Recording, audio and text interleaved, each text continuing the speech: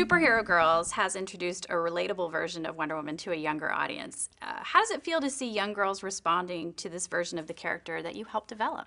It's really incredible to see all the little girls who this is their first Wonder Woman that they've had in their lives. And it's really so fun to see all the girls that are in their cosplay coming to the Comic Cons and they're dressed up and they really love this version of Wonder Woman who we've consciously made a younger version of the comic Wonder Woman. So she's about 16 years old, but she still has all those traits that we love about Wonder Woman. She's loyal, she's a great friend, she's a fighter for peace.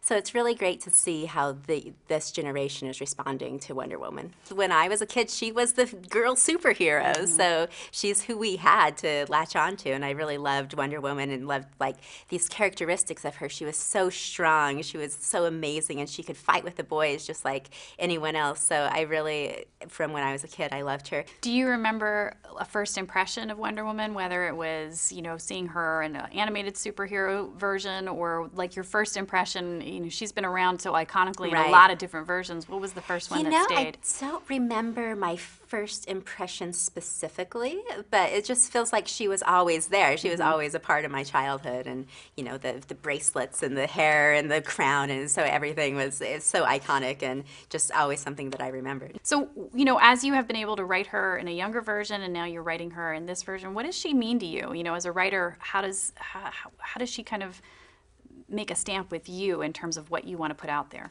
I think the thing that I really connect with Wonder Woman is her search for the truth. And I think in writing, that's always what we're trying to do, is find this truth and find these relatable experiences and the truth of humanity and this truth that we're trying to convey to our audiences and our readers.